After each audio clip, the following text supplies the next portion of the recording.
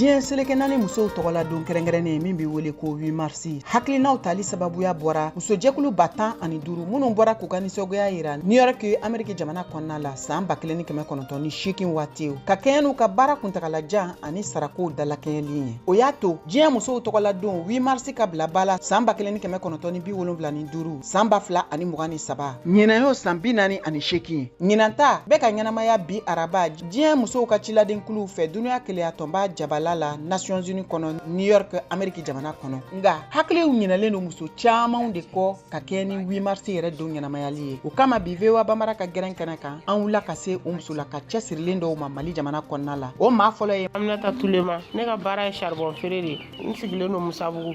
Ne kɔni min bɛ ne fɛ ka fɔ musow ɲɛna muso ka bɛɛ ka cɛsiri. N'i y'a mɛn fi diɲɛ fɛn o fɛn muso de b'a daminɛ parce que an de ni denmisɛnninw bɛ to du kɔnɔ. A ka kan an k'an cɛsiri pour que an ka laɲiniw bɛ se ka sabati. An yɛrɛ ka sigida la an ka association b'an bolo an bɛ to ka 8 mars fêter an yɛrɛ san o san an bɛ to k'a kɛ. Ɲinan ta yɛrɛ labɛnnen don mais san 4 ɲɔgɔn bɔ n bɛ charbon ni feere. Sugu a ka fisa dɔɔni dɔɔni. Charbon feere yɛrɛ a ka di ne ye n ka baara don parce que ne fa ka baara kun don wa depuis an denmisɛnnin ma donc a ka di ne ye. Aminata Pujugu ye muso cɛsabagatɔ ye min bɛ k'a ka denmisɛnnin 3 la balo ni finiko sarala ye. K'a bɛ 8 mars dɔn nka Ala m'a garijigɛ k'a ɲɛnamaya i n'a fɔ muso ŋanaw ani muso minnu bɛ bɛrɛbɛrɛli tɔn na. A sigiyɔrɔ bɛnnen don Ɲamakɔrɔ Bamakɔ sigida 4nan ma. Ne bi Ɲamakɔrɔ de ekɔlisoba kɛrɛfɛ. Ne bi fini de ko sara la bari n cɛ fatulen de don. Denmisɛnnin 3 bɛ n bolo n bi fini ko sara la ka to k'o dahirimɛ ɲini o la parce que ne ti don bila ko 8 mars bɛ yen. Ni ye don bila dɔrɔn denmisɛnninw ka dumuni tɛna sɔrɔ n bolo. O kama n bi fini ko sara la. N kɔni tɛ don bila 8 mars kama parce que se tɛ n ye. 8 mars fini n delila k'a sɔrɔ sen kelen bari n bɛ to ka dɔ ka fini ko dɔnbagaya tɛmɛna ni ɲɔgɔn cɛ o la a ye 8 mars